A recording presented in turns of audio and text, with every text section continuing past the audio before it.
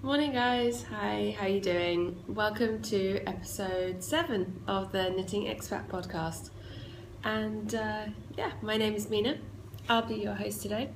You can find me on Instagram as Mina Phillip, on Ravelry as Mina86, and we've got a Ravelry group, Knitting Expat Podcast, and the show notes can be found at knittingexpat.wordpress.com. Sorry, I'm getting myself confused this morning. So I just like to say a quick thank you to everyone who subscribed this week, to everyone who's come back, to all the new viewers. Just thank you so much. It's been incredible this week. It's been great and I've been loving it, and it's just great to be able to have all these connections and be able to chat to all these new people online, and it's great. It's like widening your circle of knitting friends, and that's never a bad thing.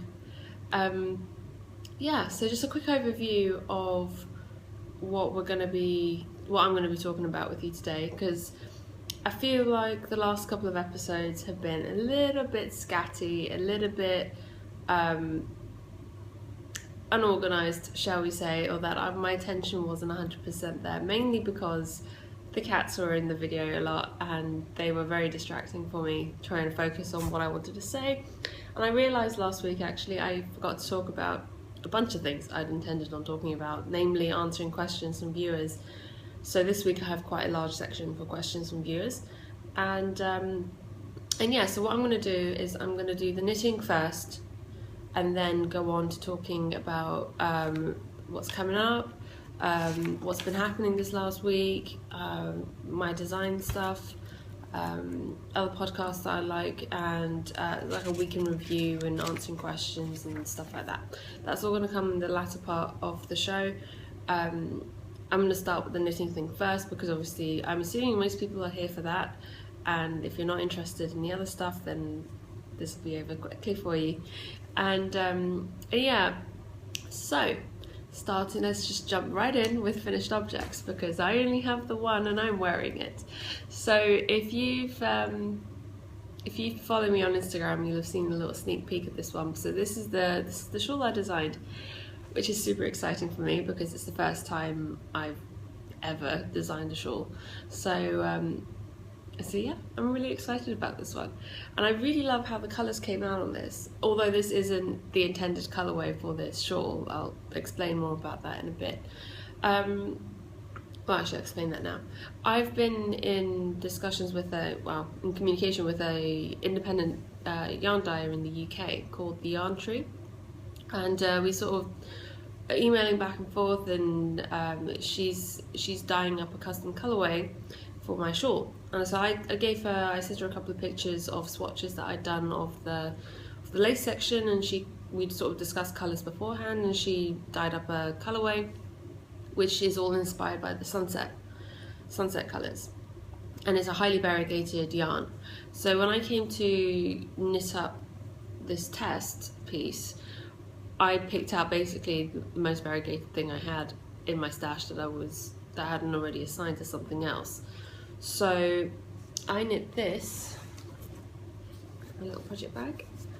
This is another one that I made this week, but I'll explain more about that one later. I knit this out of Malabrigo sock in the Carabino colourway.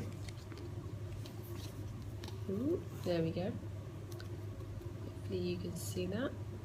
Don't know how well this is showing up or focusing. But yeah, so basically it's this highly variegated shades of blues and greens. So I wanted to make sure that the lace was going to show and that it wasn't going to get lost in all the variegation, because the thing is, the reason why I wanted to design this with variegated yarn is that I love variegated yarn. When I'm going to pick out yarn in general, online or wherever, I get drawn to the variegated a lot more than I get drawn to the solids or the tonals.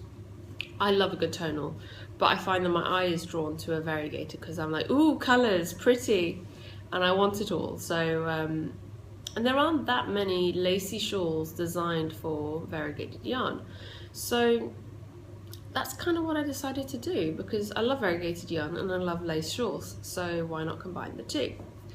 So I'll show you what it looks like. This is the pattern. So you can see the lace nicely there. I haven't fully settled on a name yet, only because I want to see it knit up in the colourway that Mel from the Yarn Tree has dyed for it before I decide on the name. I've got a couple of names running through my head, but I don't really want to announce any of them until I've settled on it.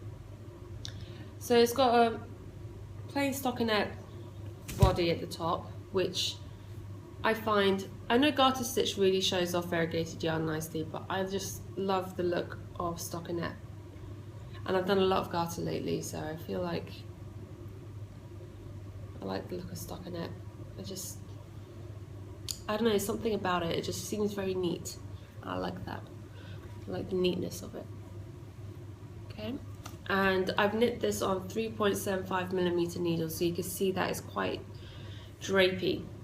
And I like that. I mean, shawl's supposed to be drapey anyway.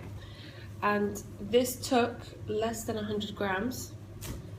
It's 165 centimeters wide, 42 centimeters deep, and it's a pretty decent sized shawl. It's ever so slightly less than my wingspan, but I'm quite a tall person, so my wingspan's pretty wide anyway. And but yeah, it's a very good size shawl. I had 14 grams left over of the yarn, pretty sizable amount. It's perfect if you do scrap blankets. A couple of minis out of that one. And so yeah, I really love how this one came out. And I always wear my shawls like this around my neck because I rarely tend to wear them over my shoulders anyway. So this is a good sort of shawlette to shawl / size. And just a little bit of tweaking around. And the advantage with this shawl is that, I mean, if you had 150 grams, you could easily size this up. I mean, I'll probably add instructions in the pattern to let you know if you did want to size it up, how much more to knit off the body before you start the lace. So yeah, sorry, like I said, it's got a stockinette body with the lace at the bottom. It's really fun, really easy. Because it is a large lace motif, the chart is quite large. It looks, I mean, I think anyway, that it might look a little bit intimidating when you first look at it, but it's really not intimidating at all. It's actually very easy to follow because the lace stacks up on itself a lot of the time, so it's very easy to keep track of where you are. And as long as I always try to use markers to separate each repeat, especially if the lace repeats are larger than, I think around, for me anyway, 6 to 8 stitches, 6 to 8 stitches. If it's more than that for each repeat, I try to use markers, because otherwise you end up with like 100 markers on your work.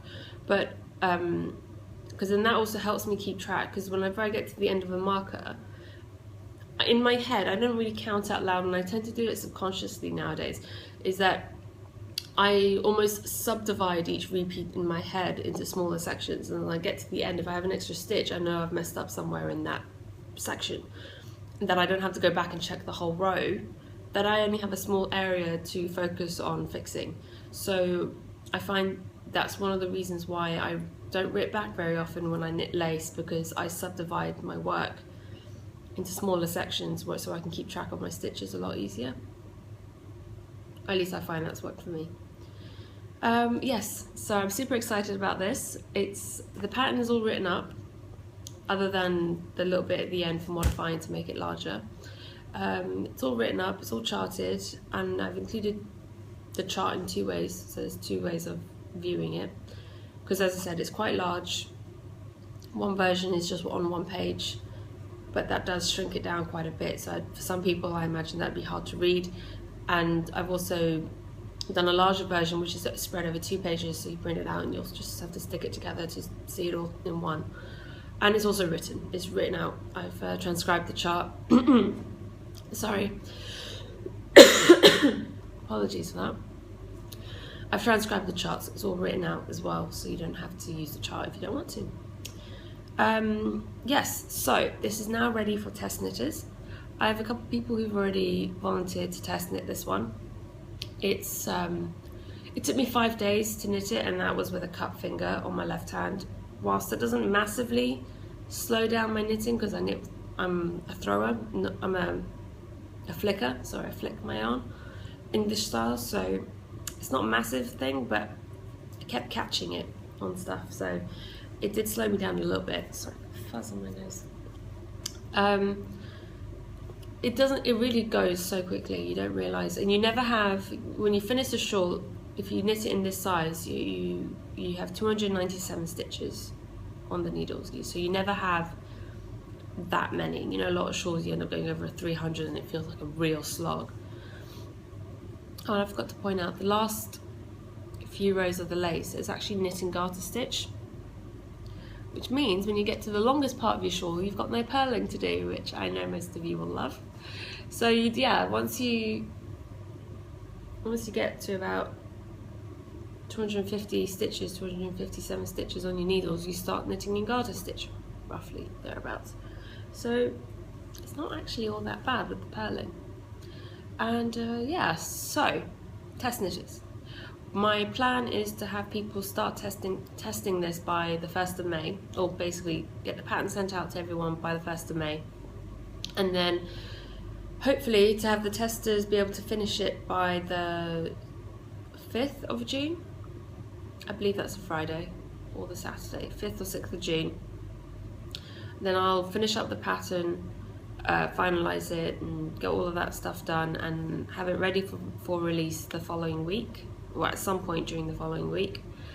Then I need to double check with Mel how much from the yarn tree to see how much advance notice she needs, but because I'm doing a knit along for the shawl starting the 1st of July and Mel has dyed up the custom colourway for the shawl, she's going to be opening up pre-orders for the yarn for anyone who wants to knit it in the same colourway, and so she'll have time to dye it up and get it sent out to you in time for the knit along to start. The knit along will start on the 1st of July and will run until 24th of August. I previously said the end of August, but that last week in August I think I'm going to be travelling, and the 24th of August is a Monday, so I'll be podcasting on a Monday and I can do the draw then as well, so I think that's probably what I'm going to do. The 24th of August. I'll have this all posted up on the group and in the show notes and stuff as well. So yeah, so get in touch if you're interested in test knitting. Like I said, I really need some people.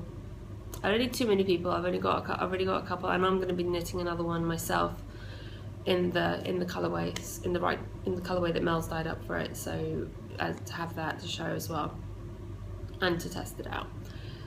So yes, let me know if you're interested in test knitting. Contact me on Ravelry by private message and I will get in touch with you. Send me your email and let me know, just let me know a bit about you and whether or not you will be able to meet this deadline, because I think that's the most important thing for me. Right, so moving on to whips, considering this is the only thing I've finished. Moving on to whips. Unfortunately, my one and only whip is my Persistence is Key cardigan, which yet again got no love this week. Honestly, I swear this last week, I'll get to it a bit later, but this last week has been absolutely mental for me. I've been running around like a headless chicken most of the time, and I had a very overwhelming day last week when anyway, I'd come to it later. But yeah, that got no love. I cut my finger on Tuesday evening, so it's taken me most of the time just to finish this, and I've had so many other things going on that I just haven't had a chance to even think about pulling it out. I haven't had the brain power to focus on all the cables and stuff, and it's charted but it's also written out. It's not the worst thing, but I do have to focus on it. Hang on 1 second. I think there's a Hugo here who wants to say hello. 1 second while I grab him. Come here, buddy. I think everyone wants to say hello to you. Say hello. Hi. Hey, buddy. What are you doing? You come join us today? Alright, let me sit here. Okay. So here's Hugo. Hey, yeah. Okay, so as for what's coming up on the needles, I have some socks for Perry in the pipeline, and I'll show you the yarn for that in a minute. I have my May socks that I'm planning. I'm not actually going to start those until I get to London because I have about a bajillion balls of sock yarn that I've ordered that sat at my parents' house, so I feel like I may as well wait until I get there and use one of those. Plus I get there on the 1st of May anyway, so it's not like I have to wait very long. And then what else do I have? Oh yeah, I've got another one of these that I'm knitting up. And I also want to knit up the Winter is Coming shawl, which is a knit along, which is a shawl designed by Sally Jane of the Pink Hair Girl podcast. And she's doing a knit along at the moment for that shawl during whilst the new Game of Thrones season is playing. So that's until the 21st of June. So whilst it started a few weeks ago, I think I'll be fine to finish it in time. And I'm still trying to decide what to knit that out of. I was thinking about casting it on and taking it for plain knitting on the way to London with one of the yarns I already have. But then I'm also thinking, I have so much yarn in the UK, do I really need to take yarn with me and then only to have to bring it back later as well with all the other stuff? So I'm still umming and ahhing on that one. I haven't quite decided. I think it's more about the colourway as well. I haven't quite decided what colourway I want to knit it out of. Hey, what do you think? And I still have my Marco Polo cardigan, which is on hold at the moment. I haven't started it, but that one's kind of gone onto the back burner a little bit until after we get back. I have in terms of like more future planning, there are 4 birthdays, not including my own, in September in our between my family and Perry's family. I think the order is my dad, my mum, his sister, and then I'm towards the end of the month. And Perry himself is at the end of August. So that time of the year is a very, very busy time for us with birthdays. And I'm actually pretty much hoping to make everyone knitted things for their birthdays this year. So I have all of those in the pipeline. Now, I haven't quite decided. I need to speak to my mum when I get back and find out how many of these episodes she actually watches, because she's not a knitter. So I don't imagine many of these are all that interesting for her, but I know she likes to watch because she gets to see me.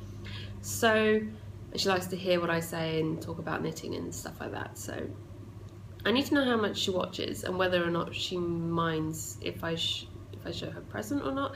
I may end up doing hers as a secret one. I won't tell you what the pattern is. I may show you little sneaks of the yarn, but I may not share it completely until after I've given it to her. We'll see. Or maybe I'll have to do a bit and tell her to not watch certain sections of it or something. I don't know. But I know no one else watches this. So I'm pretty sure, I'll have to double check, but I'm pretty sure my mother-in-law and sister-in-law don't watch the podcast. And I'm pretty sure my dad doesn't either. My mum probably just fills them in on what happens. So their presents will be fine. I'll show you theirs since I'm knitting it as well. So that's for up and coming. Oh, other things that are up and coming. I have a few hat patterns in mind. I have some Fair Isle patterns that I want to try out and stuff, so hopefully if that goes well, those will be on the next things up on the pattern list. And I have a couple of other shawl ideas bounding around my head, so I'm just full of ideas today, or lately. And sorry, it's my notebook. Moving on, then I've got acquisitions to show you this week. So, Hugo, where are you going? Come on, you were just sat on my lap and you were being a perfectly good little boy. You've got fluff coming off of you everywhere. Are you going for a little wander? Okay. Seriously? Hugo, what is it with... Okay. Alright, he's off somewhere on the desk. I have acquisitions to show you this week. I'll explain why it's in this bag in a second, but if you guys remember last week I said, I think the last couple of weeks I mentioned that I'd placed an order with Love Knitting to see if they would deliver and how long it would take to get here. Well, later the same day, after I podcasted last week, I went to the post office and it had arrived. So exciting. And so yeah, so it arrived and I was so excited. And I actually, at first I was like, oh, okay, because there was a bit of issue with getting the package initially sent out. There was issues with dispatching, which they emailed me about, and it was all fine. But from the day it was actually dispatched until the day I received it was 5 days, which is incredible, like incredibly fast for international shipping. Then I checked the stamp on the back. So the stamp from the Bahraini postal customs place was for 3 days after dispatch. So whether or not it actually got to my PO box in 3 days or it just arrived in the country in 3 days, that's still incredibly fast. Like, it's just insane. Anyway, so I had ordered a little, I didn't order much because it was just like a little trial to see if this works. And it comes in little mesh bags, which I love. And I ordered, take it out for you to show you, 2 balls, so 2 50-gram balls of the Hugo. Seriously, this isn't going to work out like this. You know, you're going to have to make a decision. What are you going to do? You're going to sit on my lap or you're going to be a menace? Come here. Come on, people. I don't want to just see your backside. I'm showing your pretty face. Okay? Okay? You going to be a good boy? Okay? Oh, you have this little smudge face. Okay, sit here. Okay. Smack me with your tail, why don't you? Get rid of all the cat fluff. Alright. And he's off, so less distraction. I got 2 balls of the Regia 6-ply tweed. I believe this is there's no colourway, as is typical with Regia from what I've realised. I've never worked with Regia before. I've ordered a bunch that's in the UK, but from watching other podcasters, I understand they don't normally have colourways, but there seems to be a number here, 00098. Online, it was their charcoal tweed colourway. You can see it's sort of like a dark chocolatey grey with flecks of red, orange and green tweedy bits. So these are going to be socks for Perry. I got sport weight because they'll knit up faster. Considering they're wool, I don't actually expect him to wear them with shoes out to work or anything because, come on, we live in the desert. But a while back I asked him what I could knit him. He's a very knit-worthy person. It's just, he doesn't wear knitwear. He doesn't wear knitted stuff very often. Doesn't get cold. We live in a hot country for one, but he doesn't generally get cold very much. So, I mean, even when we went to Iceland, I was wearing easily double whatever he was wearing in terms of layers. So he doesn't get cold very much. So it's hard for me to figure out what to make him. Like, I would never... I could make him a jumper, but he'd never wear it. So what would be the point? And it's not that he'd say, yeah, make me a jumper, and then doesn't wear it. He's very upfront about it, and he's like, look, well, there's no point making me a jumper because as lovely as it would be, I wouldn't get enough use out of it, and then I'd feel bad. Which is fine, it makes sense. But I do want to make him something. So when I asked him what I could make him, he said socks. So I said, okay. So he's getting socks out of this. And I was like, great, I'll make him like really fun, variegated and stripy, self-striping socks with like fun patterns on them and whatever. And he's like, I'd prefer if they were just one colour. I'm like, really? It's got to be exciting for me to knit it as well, you know. Just plain grey socks are going to get really boring really fast. And he's like, well, they don't have to be just grey. So this time we're going with the tweed. Because it'll be interesting enough for me to knit with this, and it'll be plain and simple enough for him. And we'll see how this goes. I even did his cardboard foot cutout, which actually, like I said last time, is not that much bigger than my own. See, mine is the one on front. You see how much bigger it is? It's like not even a centimetre bigger than my foot. So, knitting socks for Perry is not going to be that much different than knitting socks for me. Probably a good thing. So, That will more than likely be my plain knitting. Haven't quite decided yet. Not 100% on that one. Oh, and that is in, there's another little bag that I made this week. This one I'm going to be keeping for myself because I actually messed up on the zipper on this one. You can see on the edge that's not quite right. It's the same on that side, it just doesn't quite come out right.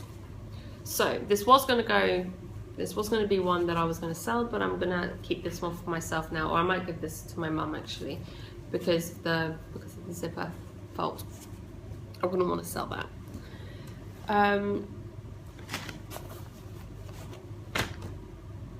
Right, so that's it for acquisitions. Actually, I have one more thing for acquisitions, but I don't have it here to show you. Back when I was in Dubai, my friend Josie from our knitting group, she's the one who sold me her second skein of the watermelon yarn that I made my watermelon socks with. And she organised, basically, found out that sorry, that's Hugo making rustling noises with some stuff in the room. And Hugo, come here. Stop that. Right, where was I? See, this is why having the cat is distracting for me. Right, so Josie yarn, watermelon socks. Yes, so she sold me her second skein of the watermelon sock yarn, which was so lovely of her. And then we were knitting our socks together at the same time, and everyone was like, "Ooh, pretty yarn!" Of course. So we organised, or she organised, she contacted the dyer, who's Artistic Yarns by Abby on Etsy, and she pretty much just does custom orders now because she's so busy and she doesn't have time to just dye up stuff for listing. So we got in touch with Josie got in touch with her and placed a mass order. Everyone in our group who was interested wrote what they wanted of her yarns that she does, and so Josie placed a large order with her, and I ordered 3 skeins, different skeins, and they've arrived, but they're in Dubai. But I thankfully will be able to pick them up in London because one of my other knitting friends from Dubai, Mel, is going to be in London at the same time as me. So I'm going to get to catch up with her and also get my yarn. Yay! I actually also have ordered yarn for Josie, so I'll be able to send that back with Mel for her as well. I hope she doesn't mind. Hi Mel. As she watches the podcast, so. Right. More about London later. Moving on to, oh right, my cowl pattern. So this is the other pattern I've done, and this is now all been finished. It's all tested up. Pattern's been finalised. Yay! And this is going to be published tomorrow. So this is going to be released tomorrow. And yeah, so keep an eye out for it on Ravelry in the morning. And I'll post about it. I'll post it on Instagram once it's gone live, as well as on the Ravelry group. So yeah, thank you so much to all my testers. You guys have just been amazing. And yeah, keep an eye out on your libraries because I'll send you guys a copy of the pattern once it's been released, so you can get the full and final version. Thank you so much. And that's it. That's really what I can offer testers at the moment, is just a copy of the pattern, the final pattern, once it's been released after any corrections or anything have been made. So just bear that in mind if you're going to offer to test for me. And yeah, so that's it with that one. With regards to sewing, I showed you one bag that I made already, and this is another one that I've made. I've actually made a bunch of bags this week, but most of those are actually for swaps that I've organised to take part in while I'm back in the UK. I got in touch with a bunch of people. I think I mentioned this last week briefly. I got in touch with a bunch of people ahead of going back to the UK to see if they'd be interested in doing swaps with me, because being back in the UK is a good opportunity to be able to save on postage for both me and other people sending stuff to me from Europe and the UK. So I've been sewing up a bunch of bags for those swaps, and I don't want to show you those because I want those to be a surprise for the recipients. But I sewed up, I was about to say knit again, I sewed up this one for me, and this has been holding my shawl that I've been designing in it, and it's got the polka dots on the inside, which I love polka dots. So this fabric isn't actually cotton, it's, I can't actually remember what it is, but it's a lot thinner and a lot lighter, not really bag quality sort of fabric, but I put on quite a thick fusible interfacing on it, and that's really firmed it up, and I used a thicker lining than usual. This is almost, I think it's like a brushed cotton, because it's almost quite fuzzy, but it's nice and it's quite sturdy, and so it does stand up on its own as well, which is great, but it's also squishable. So this fabric was actually a leftover from a top I made myself from this fabric, and I really loved it. And actually, I don't know why, I only bought 1 yard of it, and I was kicking myself as soon as I got home, because I was like, why did I just buy 1 yard? Because it's beautiful. I love the colours. That's just so me, these colours, and I just love stuff with those colours on it. And so I took the remnants and I made myself a little bag. I think I have just about enough left over to make a little notions bag, a little notions pouch. So I might do that at some point. And so the other thing I've made, other bag I made, is this one. And this one will be going in the shop because this one turned out fine, thankfully. As you can see, ice cream cones, it's fun.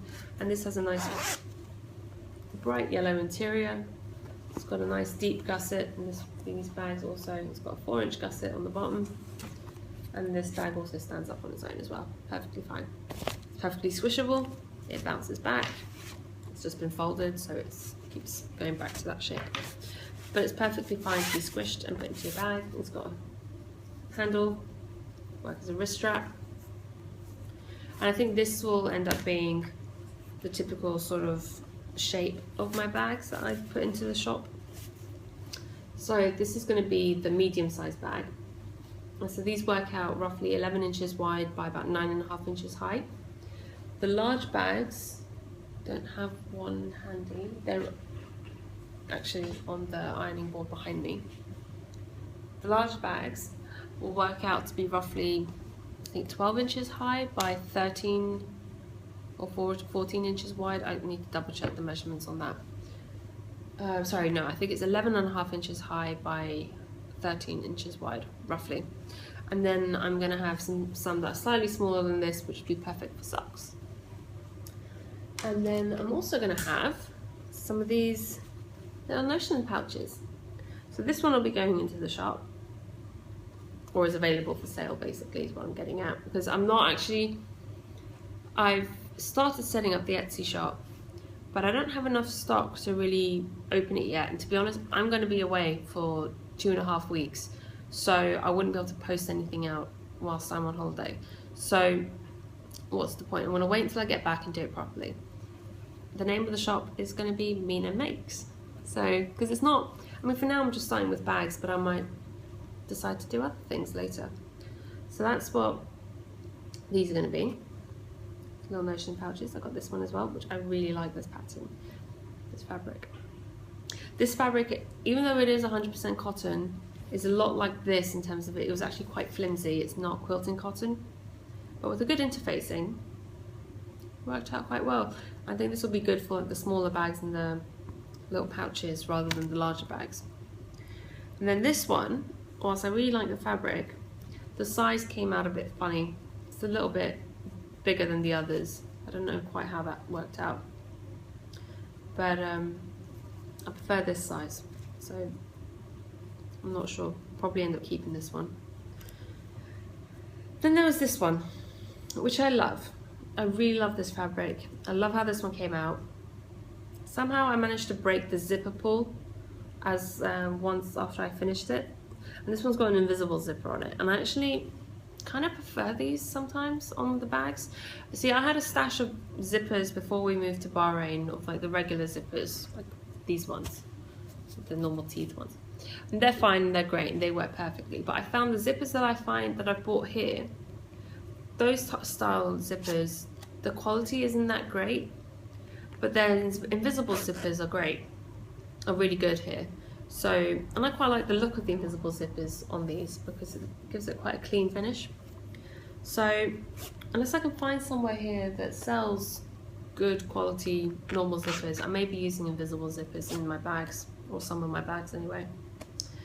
But yeah, so whilst I really like this one, in the process of trying to stick this zipper pull on it, sorry, is it a bit stuck there?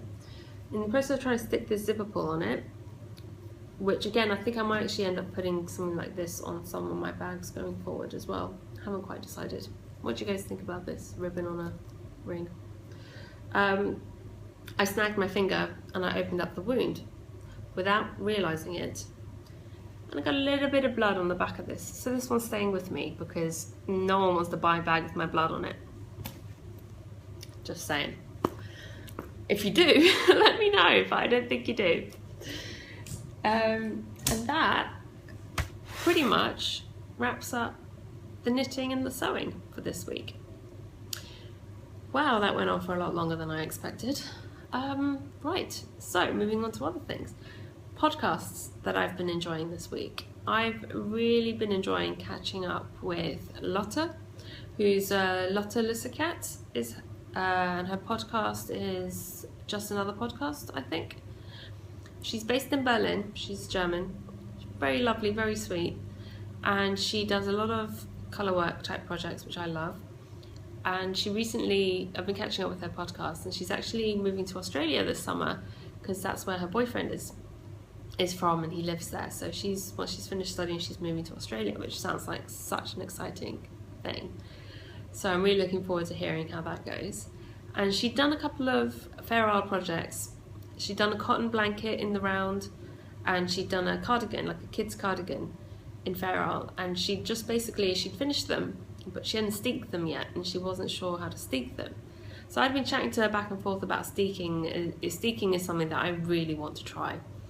I honestly think if I learned how to steek, I'd knit loads more cardigans, because I'd knit them in the round and then steek them. So yes, she finally bit the bullet and she steeked them last week, and I was so excited to see how they turned out, and they turned out amazingly. So I'm looking forward to her next episode, whenever she decides to do the next one, to see how they look finished. I'm so excited for that one, for her as well, for finally getting the courage to do that. So if you haven't watched her podcast yet, you definitely should check it out. I'll have a link to that in the show notes. And the next one is Sophia, who's Ichigo Abroad, and that's the name of her podcast. She's actually from America, and she's in Japan at the moment.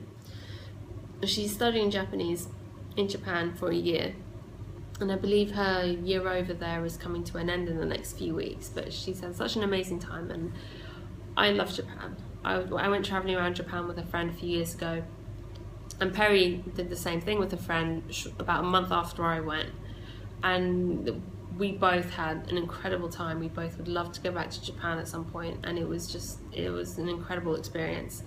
And I can imagine, having lived there for a year, that must be such an amazing experience in itself. And her podcasts are always fun. They've always got an element of life in Japan as well as the knitting, so that's always quite fun to see.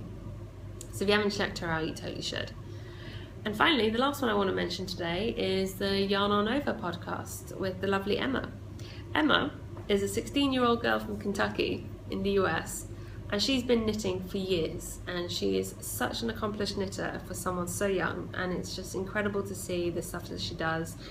She knits lace, she knits cardigans and jumpers and all sorts of stuff, and it's just, her podcast is a joy to watch, and she's so happy and like just excited about knitting and yarn, which is quite fun to see. And she, yeah, so I quite like that. I like watching her podcast as well. I basically spent the last couple of days catching up on her past episodes. Right, moving on to the other stuff. Now, I had a couple of people comment on the Ravelry group saying that they had commented about this beforehand, like other people, that they'd like to hear more about life in Bahrain. And I was always a little bit skeptical. I was like, right, do people really want to hear about that sort of stuff from me? Like, they're here to hear about the knitting, not other stuff. But people have said that the Middle East isn't always necessarily portrayed in the best light on the news and things, so it's nice to sometimes hear what it's like from someone who's actually living there. So I get that. So I'm going to have this segment at the end of the podcast every week. That way, for those of you who are just here for the knitting, you can listen to the knitting, and then if you're not interested in the other stuff, I'll see you guys next week. Otherwise, stick around. So, this last week in review. Work has been pretty busy. One of the reasons I had last week, I think it was like on Wednesday, I had a moment of, oh dear, like I have so much to do before I go back. And I realised at that point I had less than a week, because I actually leave Wednesday morning to go back to Dubai and then leave Thursday morning to go to London. So I have like one afternoon in Dubai on Wednesday. But I had this massive overwhelming feeling of I have so much to do, and it was paralysing, that sense of overwhelming, not fear, but kind of like that overwhelming feeling that there is just not enough time to do all the things that need to be done before you go. So after I'd kind of calmed down a bit, I wrote out a list, and the list is like a mile long of things that needed to be done, and then prioritised them and allocated days to each thing. And thankfully, so far, I've managed to keep on top of it. I'm almost there. I've almost got everything done, and a few things kind of got relegated to being sorted out after I get back because they're not that important or they're not that urgent. So, and the reason why I suddenly had this feeling was on Wednesday, I had a call from work that, and they were like, right, if we're expecting something to happen tomorrow, and if it happens, we'll need you to go to Dubai next week for a couple of days before you leave for work stuff. And I was just like, okay, sure. And then I suddenly realised, oh dear, I've got so much to do, and I had this overwhelming, paralysing feeling. And then about half an hour later, I got a phone call back saying, no, actually, we've decided to do this differently. You won't need to go to Dubai, even if that thing happens. And it was such a wave of relief. But by that point, I'd already listed out everything that needed to be done, and I already knew I had a lot to do. So the not going to Dubai for 2 days didn't actually take the pressure off that much. It just meant that I just had to do everything now. There was no reason why I wouldn't be able to finish it all. So there was that. There was the cut finger, which I told you about. Chopping vegetables, that wasn't fun. Oh, something that I did see this last week, which I hadn't quite expected to take my fancy quite as much as it did, was, okay, so the crochet blanket thing seems to have become the new cozy memories blanket amongst the knitters or the crafters, yarn crafters out there. It seems everyone is now starting up a crochet blanket, whether it's a granny square blanket like Kay Jones of the Bakery Bears did, or a hexie blanket like Little Bobbins is doing. But none of them, I mean, as beautiful as they all are, none of them really took my fancy enough for me to be like, yeah, I need to go get a crochet hook and some yarn specifically to make this, because I don't have enough scraps. I would like to do a sock yarn blanket, like a Cozy Memories blanket, like Molly does from a homespun house, but I won't have enough to be able to do 2 scrap blankets. So if I do a second one, it would have to be with yarn that I get specifically for it. But none of them really stood out for me enough to make me want to make one. They're beautiful, just don't know if I'd want to make it. And then Carrie Lynn from Freckled Whimsy, she posted a photo of one that she started, and it's a granny hexie join as you go blanket. And I was like, that's beautiful. I want to make that now. Like, none of these crochet blankets have really ever made me feel like that. But that's pretty.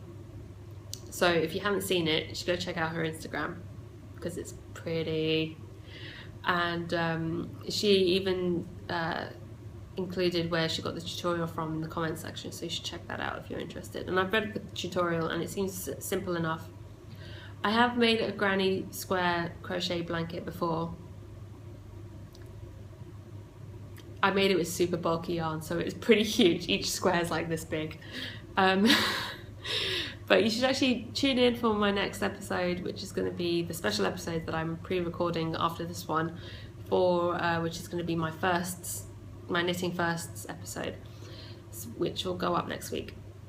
But tune in if you want to see what that crochet blanket looks like, because I'll show you on that one. But yeah, so I'm interested to see if I actually decide to do that one or not. It's I haven't fully committed to it yet, obviously, because I haven't started one, but I have a couple of ideas of what I might want to make it out of.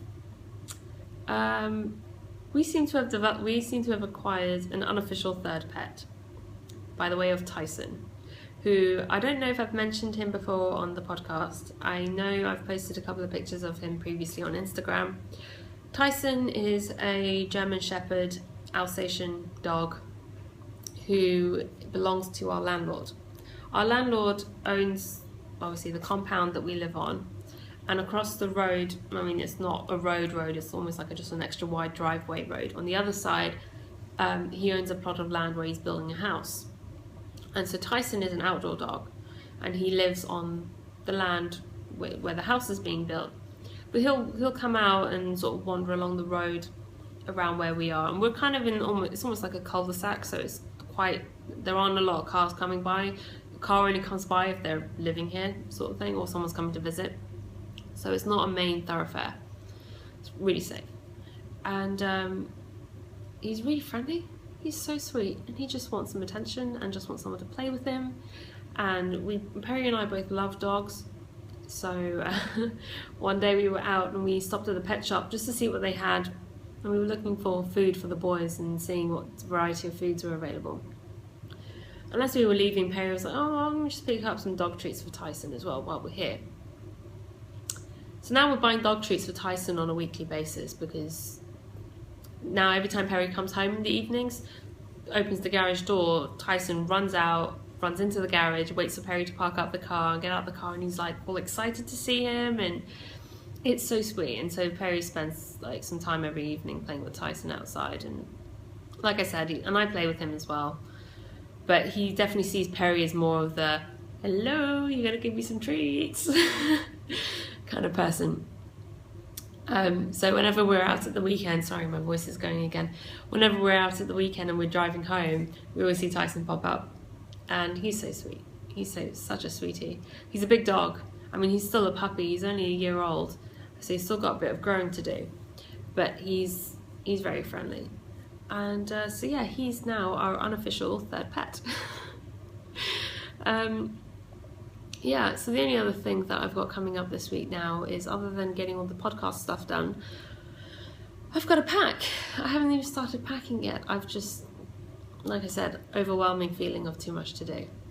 And I cooked up some food for Perry to have for dinners whilst I'm away, because he's not coming back to London until a week after I've gone. So rather than having to worry about what he's going to eat in the evening, he's perfectly fine, he can cook for himself, but he gets home relatively late most evenings. It's usually 7:30, 8 p.m. by the time he gets home, and he's tired after having driven, so I'd rather he just have something in the freezer that he can reheat and eat, and it's healthy, and I know what's gone in it, and at least he's having something home cooked. So I asked him what he wanted, if he wanted me to make him anything before I went away, and he only asked for one thing, which is his favourite Iranian dish, tagine, which my mum makes. And so I made him up a massive batch of tagine. It's basically chicken and rice, but different. But essentially that's what it boils down to, is chicken and rice. And Perry loves it.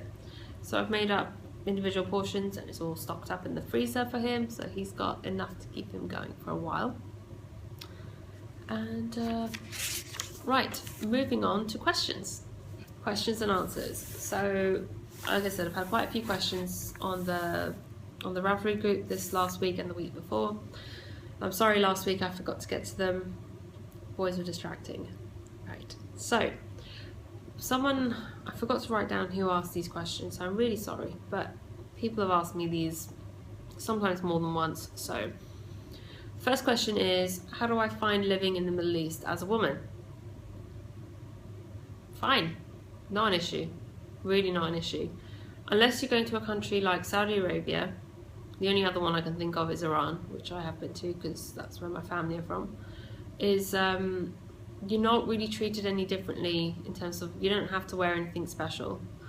Over here, I wear whatever I want. In Dubai, I wore whatever I wanted. In Dubai, I was even more relaxed, I'd say, than here. Here, it's not so much that it's not relaxed, it's just you get the sense that it's a little bit more conservative. So, I mean, people still wear whatever they want. It's not like you're not allowed to wear certain things. In Dubai, they do have signs, and I think they have them up here as well. I just haven't paid too much attention. Is when you go to places like malls and stuff, they'll ask you to like keep your shoulders covered and keep your knees covered, just out of respect. But you see loads of people walking around in tank tops and like shorts and whatever. So, you know, at the beach, you wear beachwear, no problem. No one's going to bat an eyelid at that. I mean, obviously, if you're going to a mosque or you're going to somewhere a little bit more like that, you're going to be expected to dress appropriately. But it's the same. I found a lot of the time when I was traveling around Europe going to churches, I was told to cover my shoulders, or, you know, told to put on a jacket or something to be a bit more covered up. It's just respecting local customs, really. You don't want to offend people. You're in someone else's country. You should do things as is expected by their culture. You can't expect to live in a different culture and have everything be the way you had it in your own culture, I guess, because it's not the same. And it's not so much that it's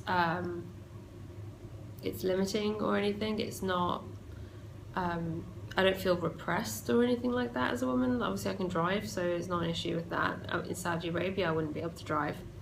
I think Saudi Arabia is one of those that it's completely different to any of the other Middle Eastern countries. It's just not comparable because their rules and regulations are a lot more strict. But I guess I'll be able to tell you more about that once I go there, because that's something else I guess I haven't told you guys yet, is I'll be going to Saudi Arabia after we get back from London, because finally all the paperwork is ready. I have to get my medical exams done and other bits done in Dubai at the embassy there. And then I'll have to go to Saudi Arabia and get my residency sorted, because my husband works for a Saudi company. We get our residency for Saudi Arabia, our residency visas for Saudi Arabia, and then we get a little extra something from Bahrain that says we're allowed, because we have Saudi residency, we are allowed to live in Bahrain long term, sort of thing. I'm not going to bore you with the details. That's the simplest way of describing it.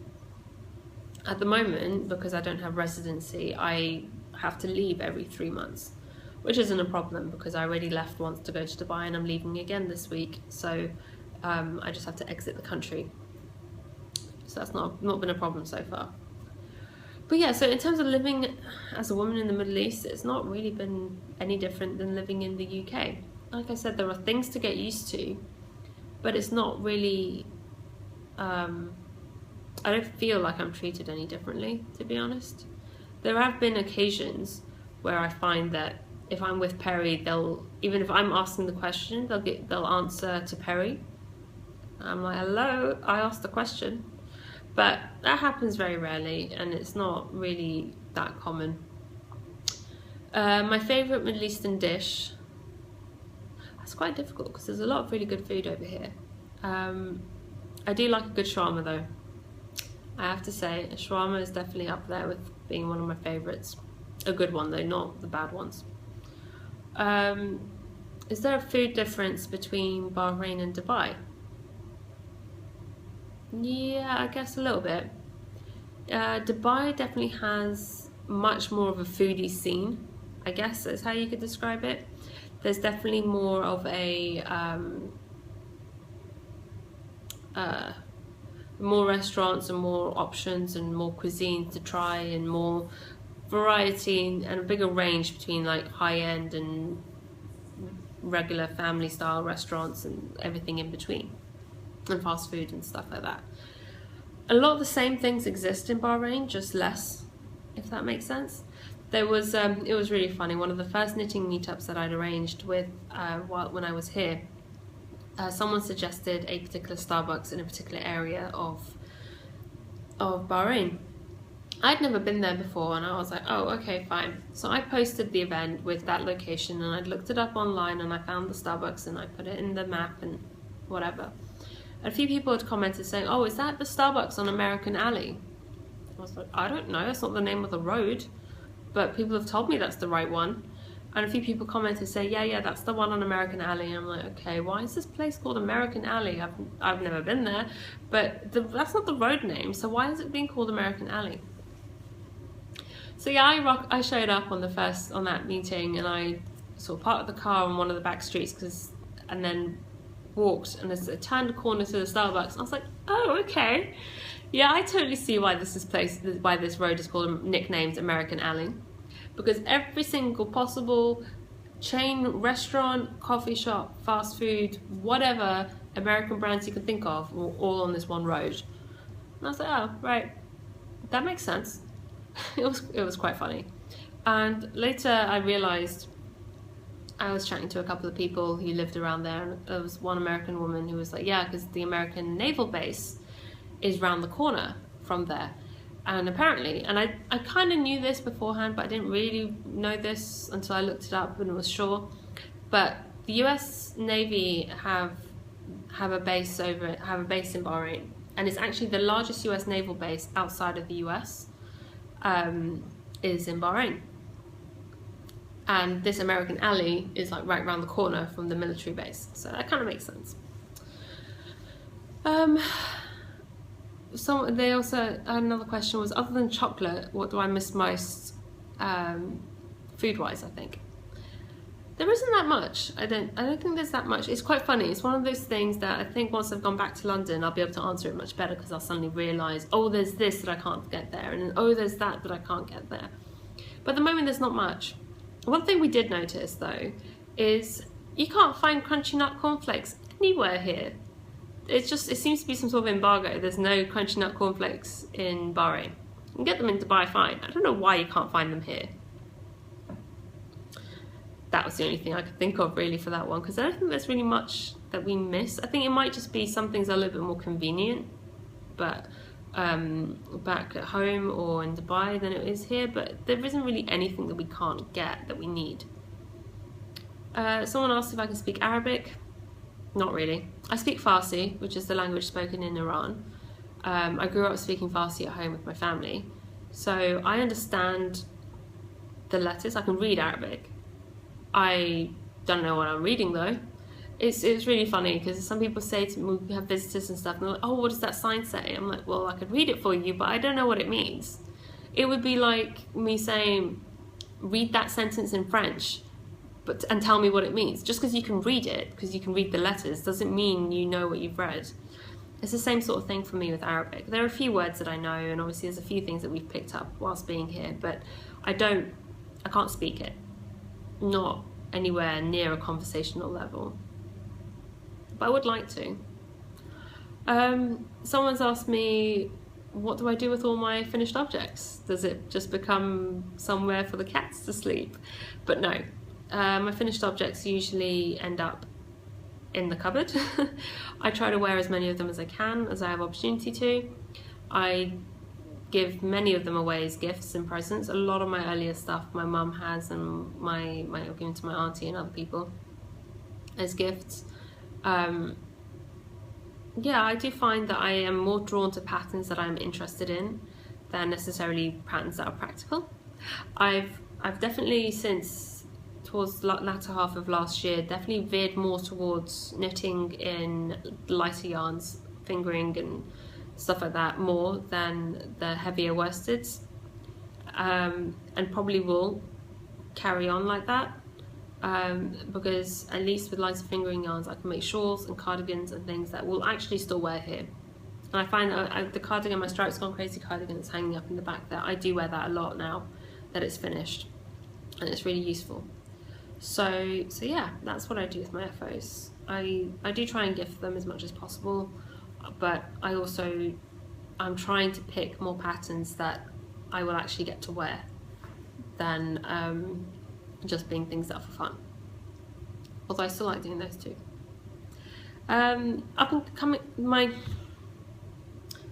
Fluffed up there. My upcoming trip to London, I have a few things planned for that trip. Obviously I'm catching up with some friends. We're going away for the first weekend, which I'm really looking forward to, and because I haven't seen my friends in over a year. And there are a couple of knitting shops in London that I want to check out, which should be fun. I'm catching up with my friend from Dubai, Mel, who is coming to London the third weekend that I'm there.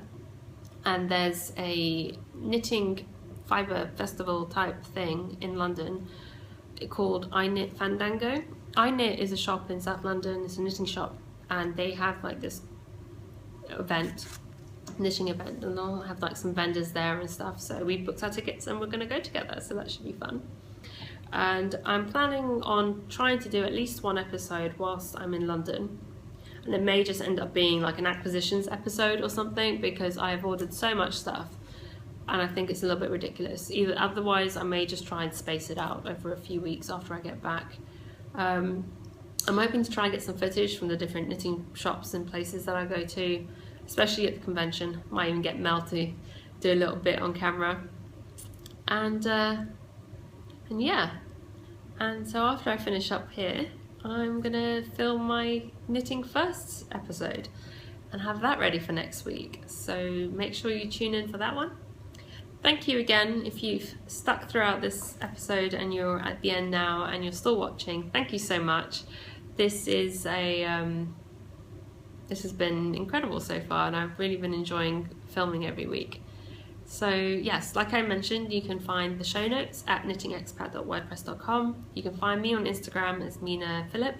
You can find me on Ravelry as Mina86, and the Ravelry group is Knitting Expat Podcast, and you can find us there too. If you haven't joined the group, please come and join in. It's going to be so much fun, and we have really good conversations going, really good people in the group, and it would be so much fun to have you come and join us as well. And yes, and I forgot to mention earlier, so if you're still watching, hello, there will be prizes for the knit along for this shawl. I completely forgot to mention this at the time when I was talking about it, but I think I mentioned it last week. There are going to be some prizes. The number of prizes will depend on how many people join the knit along. So there's going to be a minimum of 2 prizes, but there could be as many as 4, depending on the number of people who join in. So yeah, make sure you stay tuned and keep an ear out for that one. Yes, so all the links to where you can find me will be in the description box. Thank you for coming and joining me today, and I hope you have a lovely week. Happy knitting. Bye.